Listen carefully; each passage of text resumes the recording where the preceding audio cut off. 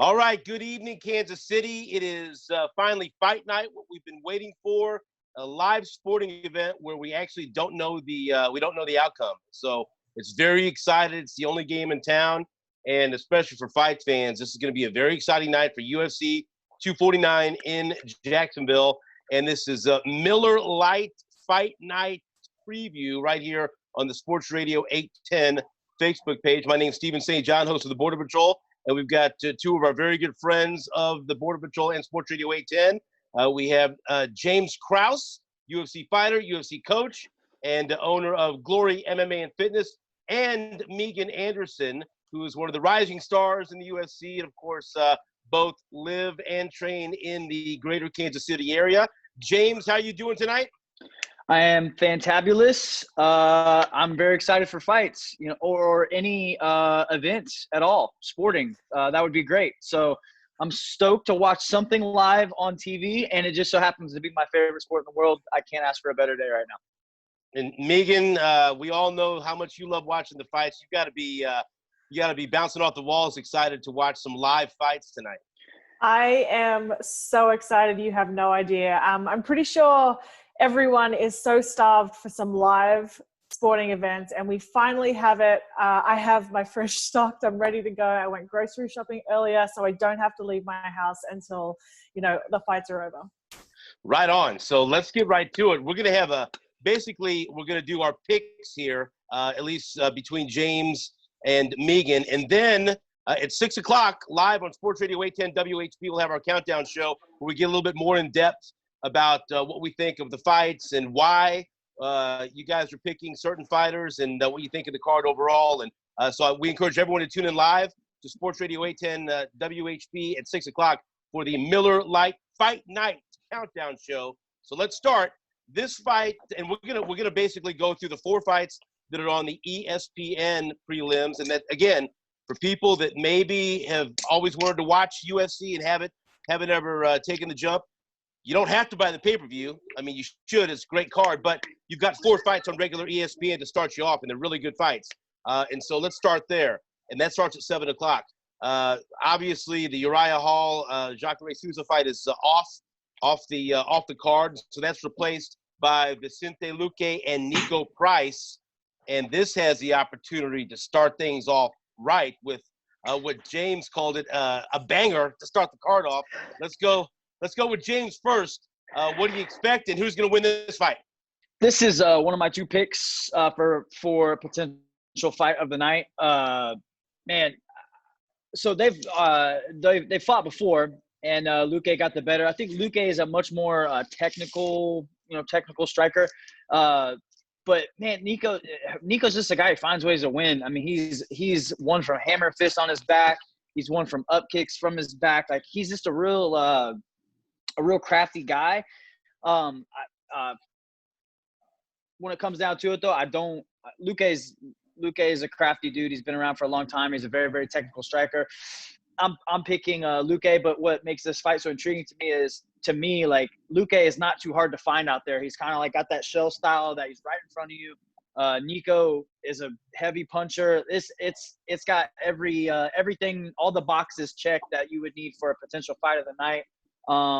I could see this one ending early. I could see it going all 15 and blood and guts everywhere. So I'm really excited for this fight, especially starting it out. I think you couldn't ask for a better fight to start out the card. But if I have to gun to my head, I got to pick. I'm going to go with Vicente Luque. Okay, James goes with Luque now. What about you, Megan? I agree with everything James said. I'm going with Luque on this one. This is actually, of my two fight of the night predictions, this is the second one for me too. What's the other one? The other one is Stevens Cater. Me too. But I agree with everything he said. I think, Stephen Thompson definitely opened some avenues that Nico can use striking wise, because he does stay so stationary down the center. But I think, Luque isn't the guy that's going to make the same mistake twice. He is a competitor. He likes to learn, and he's continually evolving each fight. So I definitely don't see him being as hittable as he has been in previous fights. But I think he just has the more danger factor overall. That's I what I'm don't think going with. Nico. I don't think Nico can be Stephen Thompson either, right? Like, I mean, he's just not that style. So Yeah. I don't think there's a very select few that can fight like Stephen Thompson and exploit the same things that he does. I don't see it, but I want to watch it. You know. Okay, let's go to the women's strawweight fight. We remember when Michelle Waterson fought in Kansas City against Rose Namajunas. She is on the card tonight against Carla Esparza. A lot of people excited about this fight. Not an easy fight to pick. We'll go with Megan first on this one. Who do you got in this strawweight battle? Man, I'm really intrigued by this fight. I think Carla is going to have some issues being able to utilize her wrestling and get it on the inside, because Michelle does have that very karate style. You know, her nickname is the Karate Hottie. So I think she makes that range so long, and it's going to be really hard for Carla, being one of the shorter girls in the division, to get in and use her wrestling, which she is amazing at. But Carla has looked amazing in her last couple of fights. Her striking is improved. She's closing range better. She's being more offensive and very well rounded. But my heart wants Carla, but I'm gonna pick Michelle. What do you say, James? Oh, I will see your Michelle Waterson, and I will raise you a Carla Esparza. Hey. I feel like I agree with everything you said. I mean, Michelle's range, it's going to be tough to deal with, but I feel like in Carla's fights, one of my biggest complaints with her, and I actually talk to her on a semi-regular basis. I've rolled with her before. She's a really good grappler. My complaint with her is she doesn't set her takedowns up very well at times, and like she doesn't strike much. It's like, hey, I'm gonna come take you down. You do your best to stop it. But 9 times out of 10, she gets the takedown. At some point, it may not be pretty, and it may not be the coolest takedown ever, and she may get hit a couple times coming in, but she usually gets the takedown. So how I see this fight going, I see Michelle giving her problems striking. I see Michelle, ranging, tagging her a little bit. Carla shooting, not getting it. Carla shooting, not getting it. And then finally she gets one, rides her out for a minute and a half, 2 minutes, and then banks rounds that way. That's just how I see the fight going. I wouldn't be surprised if Michelle had a phenomenal performance. I feel like both these women need a good performance to win this fight. Like, they're gonna have to have everything. They're gonna have to have everything ready to win, because it's such a styles clash. Like, they gotta bring their A game today to get that win. I just think I think she's gonna find those takedowns. I don't think they'll be pretty. I don't think the fight will be a dominant victory by any means for either side. But I see Carla getting the takedowns and winning rounds that way, and I see a 29-28, 30-27 decision. So that's our first differing of opinion there. Okay, so we got Megan with Michelle Waterson, and James goes with Carla Esparza. All right, let's go to the heavyweight division. Alexei Olenek and Fabricio Verdum. We're going to have, this will be the first of 3 heavyweight fights tonight, so the big boys are showcased. Let's go with James. Who do you like in this heavyweight battle? This is easy work for Fabricio Verdum, I think. I don't. This fight doesn't go the distance. I think Verdum knocks him out rather quickly. He's better on the ground. He's a better wrestler. Okay. He's a better striker. I don't see Olenek. I don't see how he wins this fight. If you look at how he wins fights, he very rarely knocks people out. Verdum's known to be very durable. The way Olenek wins fights is by submitting him. It ain't happening here, man. Not on Verdum. This guy's world-class jiu-jitsu, especially for a big guy. It's not happening. This is easy work for Verdum. Finishes it. First, second round. Megan, it looks like maybe you were either surprised or you didn't agree. What is it? More surprised. Like, I wasn't expecting James to come out with, like, he sees him knocking him out. I see it being He knocked out Mark Hunt. In like what was it, like the second round? Okay, I love that Mark guy Hunt. Doesn't get knocked out. Mark Hunt's my boy, but he was on the tail end of his career and at elevation, and Mark Hunt never comes in shape. You just described Olenek. Just described him. Yeah, yes, but I would give Olenek slightly, and by slightly I mean significantly higher, Don't say what you're about to say. skills on the ground. Okay. than Okay. Mark Hunt. Okay. I thought you were about to say he's more durable. I was about to come through the phone and fight you. No, Oh boy. no, Oh boy.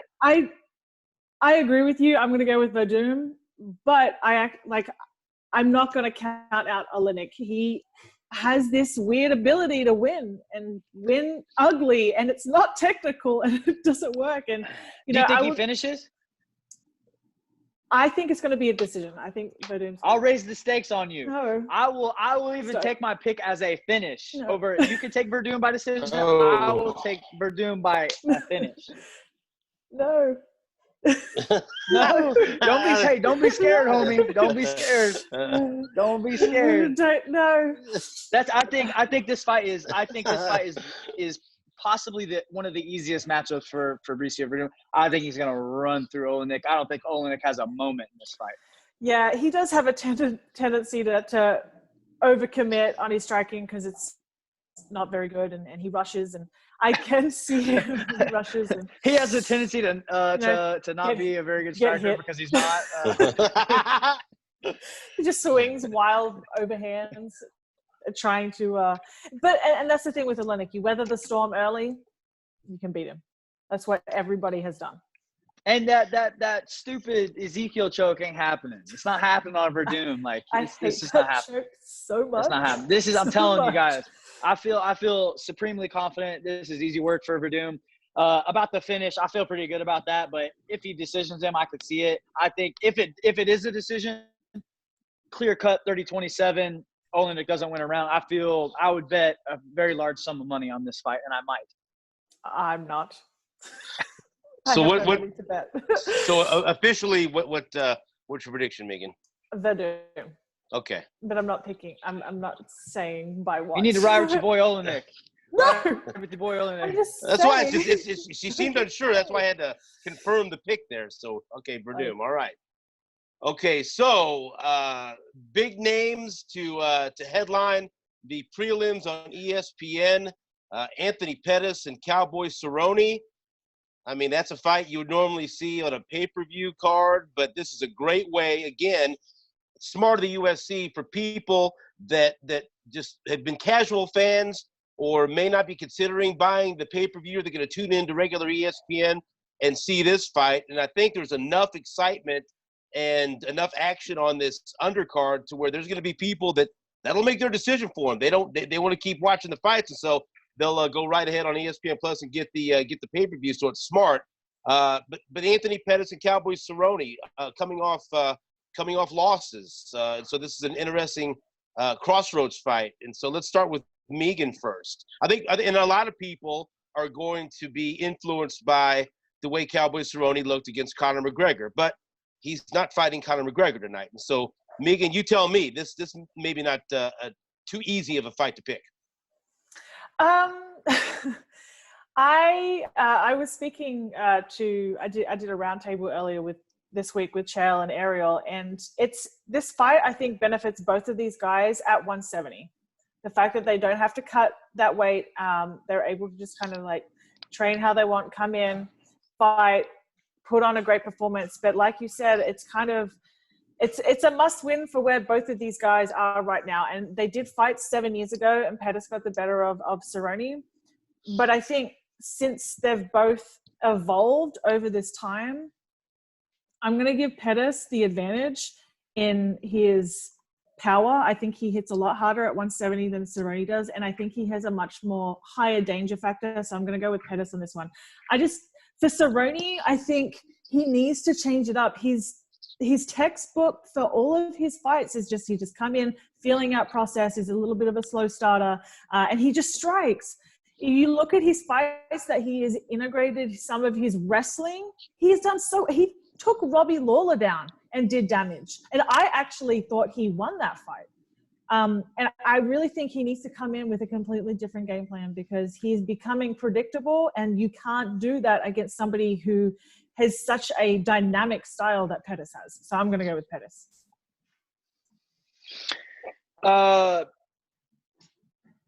I think there's not much stock you can take in the original fight that they had. They've both evolved so much since then. Cerrone has lost 3 in a row Pettis has lost 2 in a row, I believe. He got that fortunate win over Stephen Thompson that kind of saved him. He was getting mollywopped in that fight. I think this is a must-win for Cowboy. And I'll be honest with you, I don't see it happening if he stands with Pettis. I just don't see it.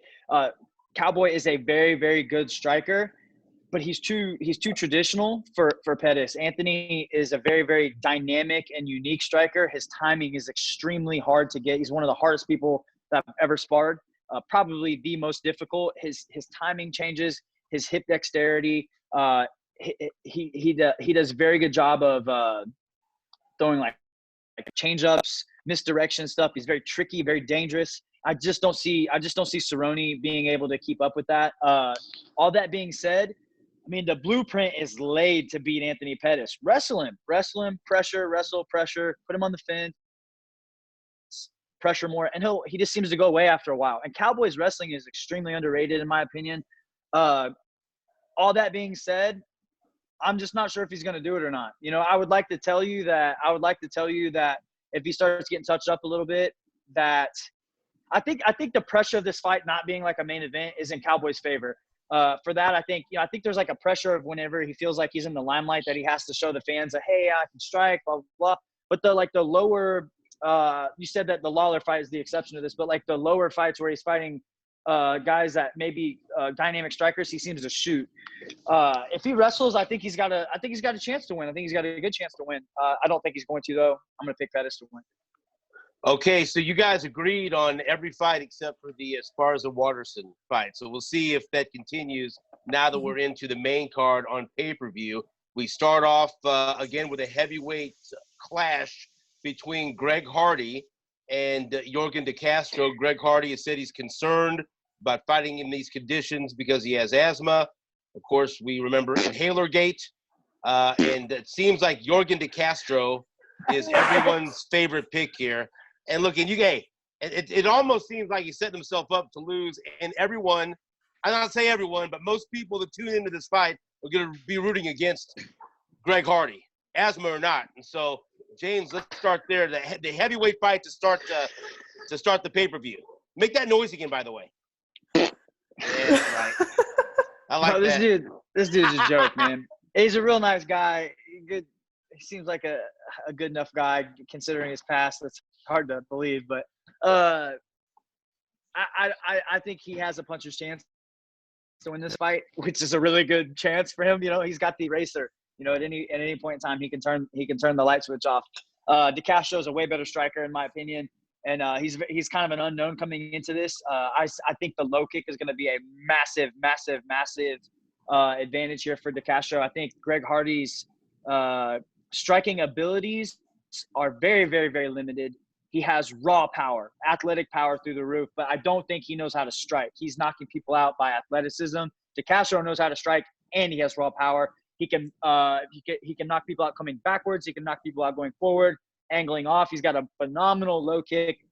I'm calling it right now. I think the low kick is going to be the difference in this fight. I think he's going to bang Greg Hardy's leg to oblivion and knock him out from there. If this fight goes out of round one, it's money in the bank for De Castro. Who do you think has more raw power? For sure, Greg Hardy does. Greg Hardy does. He's more of an athlete, no doubt. But De Castro is technically more sound. In terms of power, if Greg Hardy's a 9, De Castro's a 7.5. You know what I mean? It's close. Right. But if we're talking technical abilities, if De Castro is a 7, Greg Hardy is a 4.5. Megan, what do you think? It's a big gap. Yeah. That's the first time I heard of him saying that he's already worried This about, is vodka, by the way. This is vodka, in case everybody was wondering. Well, I've got my Miller Lite in in case anybody thought I was getting crazy. Right. That's right. I was going to say, that's the first time I'm hearing of Hardy saying like he's already concerned about fighting in these conditions, having asthma. I honestly think that's him setting up an excuse for him. This is his first real fight, right? Like this is the first. Yeah, this is the first guy they didn't pull out of the crowd for him to fight, I think. No, I swear to God, I'm so with you there. But I honestly think, you know, if you are so concerned having asthma, then why did you take the fight? Like, there are so many other people that are willing to fight. So I honestly think this is him setting it up. And I see him trying to hit the big 1-2 punch combinations, trying to get the knockout, but just going to run away most of the time. And Jorgen is going to have to chase him down, because I think he's going to try and decision, because he clearly doesn't have a gas tank. So he can't have that. He doesn't have that high paced cardio.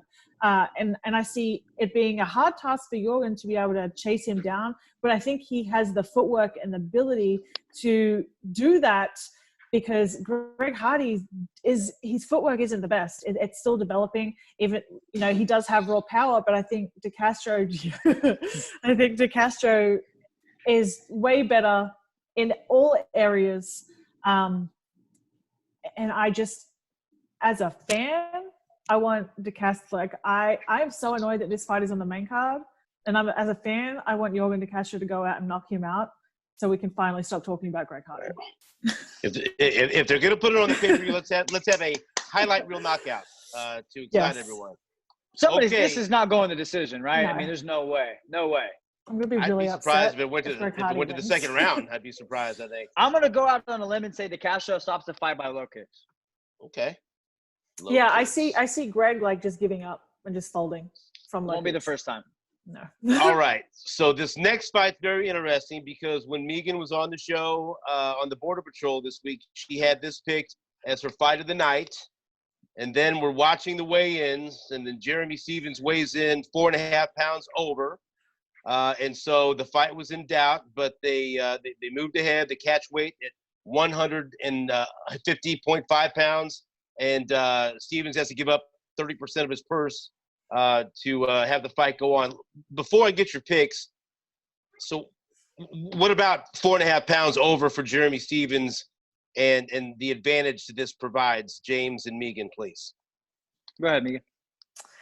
Man, that's at 4.5 pounds. Like I get like a pound or two. Like, mistakes happen, and stuff can go wrong in a weight cut, and your body can stop sweating, or you just didn't manage your time. Like, I get that, but 4.5 pounds, that's just.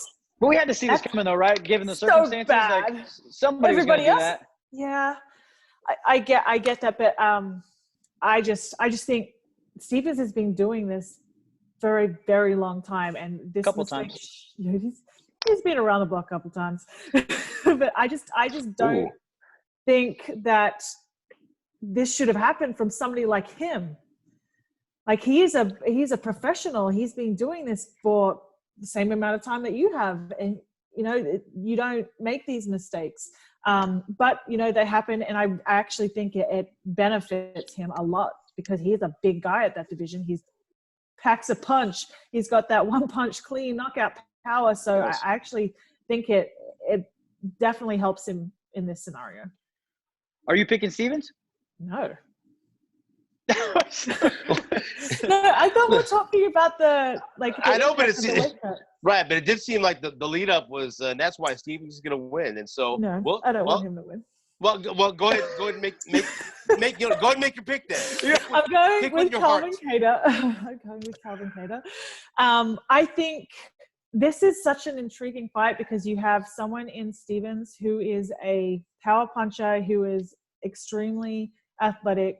He closes range explosively, against somebody who is such a technical striker, who has the ability to punch going in any directions. I think the leg kick is going to be super important for both of these guys here. They're both very heavy with their punches, and they're very lead leg heavy. So I think whoever can establish that early is going to be able to have an advantage.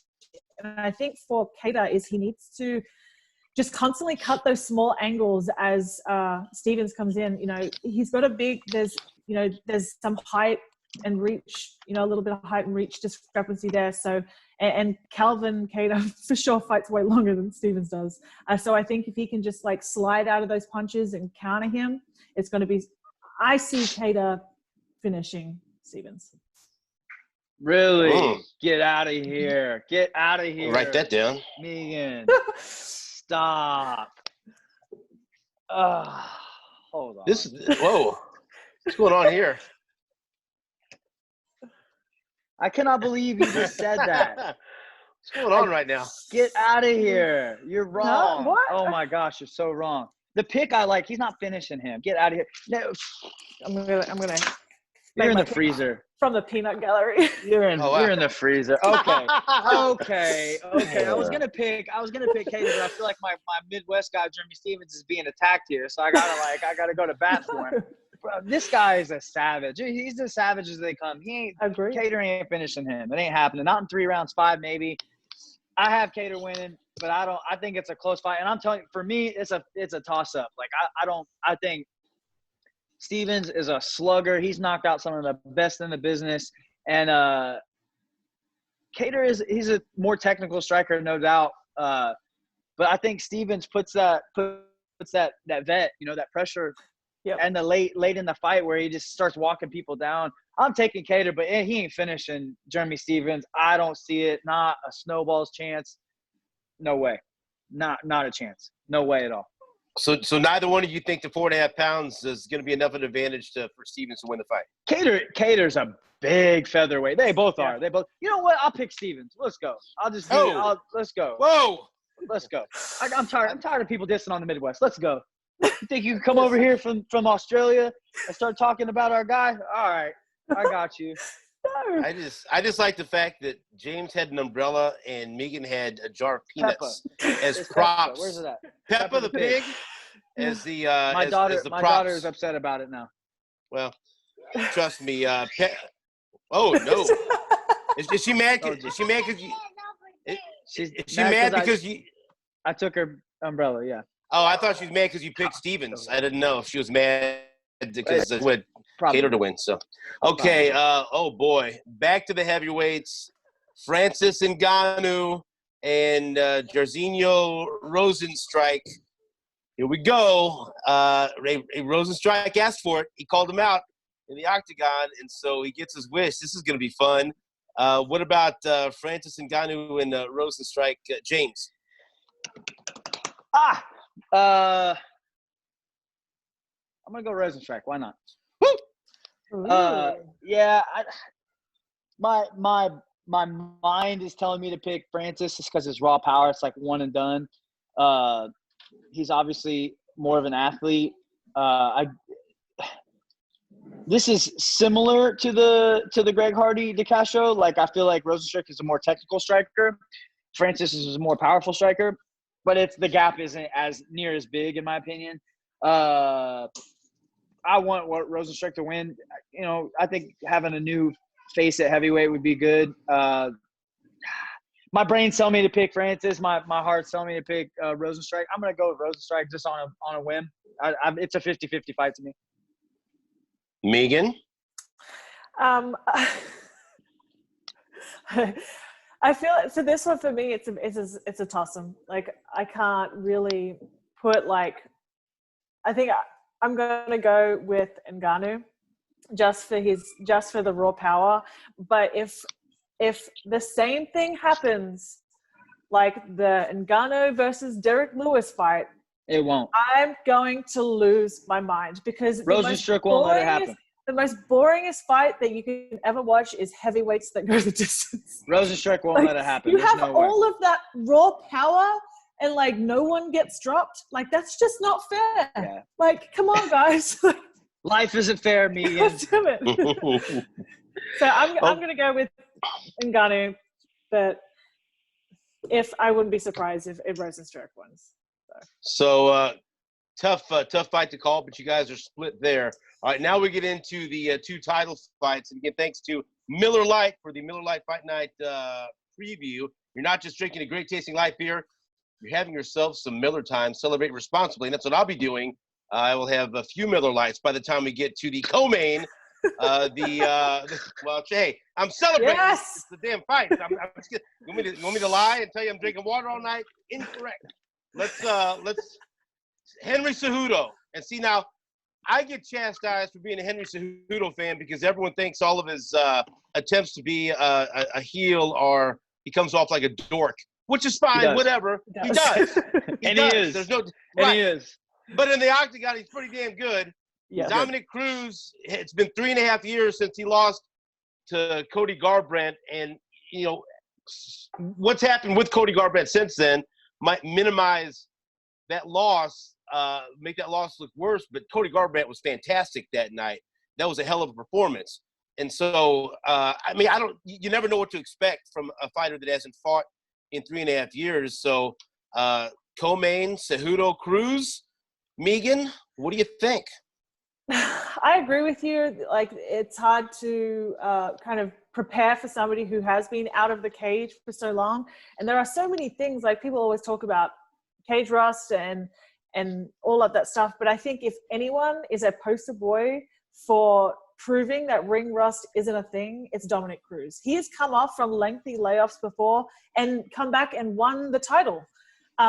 His mentality is just different. And I think he has a really good case for an upset here. I think he's stylistically, I'd never seen this fight ever being matched, like ever. I really just didn't, like, I was so surprised and really intrigued when they matched this, because stylistically, I think this is a tough match for Henry just because of the awkwardness and the movement that Cruz has. And he's never really fought anyone like that.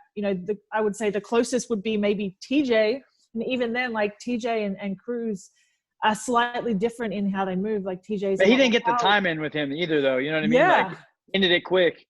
100%. So I think, this is going to be stylistically very interesting, because Henry, I think, brings a higher danger factor, but Cruz brings creativity that Henry has never seen before. I know he's went the decision with DJ, but again, DJ is a very, like, wrestler, boxer. Like, he doesn't move like Cruz does. And I think I'm going to pick Henry just based on activity and being more active. And he, even though he is weird, and he is probably one of the weirdest people I've ever met, and I really hate the whole, like, triple C thing, and it's super cringy, but it works. It gets his mind in that place where he honestly 110% believes in his own abilities, and his confidence has just risen, and he's putting on some of his best performances since starting the cringe train. So I'm going to go with Henry. I just like the fact that she calls him one of the weirdest people she's ever met, really which is that's a hell of a statement. James, what do you say? You know. He is. He's super weird. I'm going to just second pretty much everything she said. What's interesting about this is the like, I guess I kind of thought Dominic was retired. I mean, who takes almost 4 years off, right? Like, who takes 4 years off without even a word of a fight? Yeah. So it's really intriguing to me, because, like, obviously you want to, like, at face value, you want to pick Cejudo, right? Because he's the champ or whatever. But Dominic brings a set of skills to the table that not everybody can deal with. And if Cejudo doesn't pose, or if he doesn't have solutions for the footwork of Cruz, I mean, it could be a long road, for him. That the footwork is nasty. It's just, he's all over the place. He doesn't do what typical people would normally do, and that makes him really difficult to fight. All that being said, I just think the first fight back in 4 years, Dom Cruz says this all the time, and I agree with him. I don't believe in ring rust. Like, my style won't allow for ring rust. His style won't allow for ring rust. Like, if you go out and you throw volume, you're not rusty, right? It's a lack of training thing. It's a timing thing. I don't think ring rust is a real thing.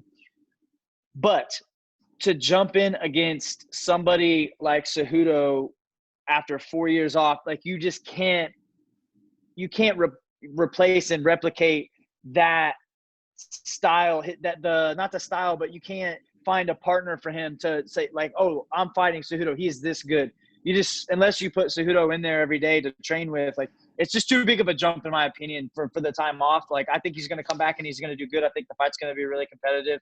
I just don't see him. I see Cejudo taking him down, putting him to his butt, Dom working back up.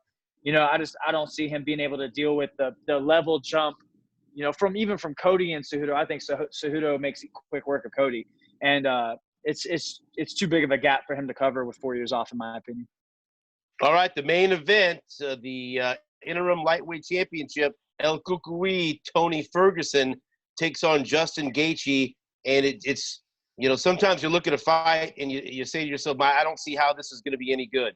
You look at this fight and you say to yourself, I don't see how this can't be fantastic. I can't figure out a way, unless something goofy happens, that this just won't be super exciting as long as it lasts. Let's start with Megan, and then we'll give James the final word. Come on, Megan. Come on. You go. Damn it. If I would bet money if there was like a bet of blood being on the canvas after like 2 minutes of this fight. Like, I really, stylistically, not even just styles, mentality of these two guys is there will never be a stalemate in this fight. One of them will never back down. Both of them are constantly going to be walking forward. They're going to be throwing everything but the kitchen sink. They're going to be trying to knock each other out from like the first second to the last second of this fight. I just don't see any scenario that this isn't potentially fight of the year. Yeah, I guess we didn't even mention this as fight of the night, right? Like, this was it's almost like a no-brainer. Like you have to throw this one in, It was like, 100% agree. But I think when you look at it, I think that the extra 3 weeks benefits Gaethje.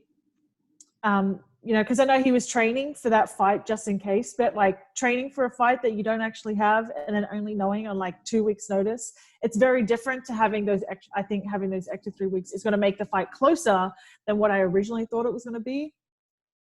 But I just think Tony's volume and his accuracy and his ability to control range and timing and just the way that he conducts himself inside the cage and makes in like mid-round, like in the fight adjustments, I think it's going to be too much for Justin. So I'm going to go with Tony on this one. James? I have a theory.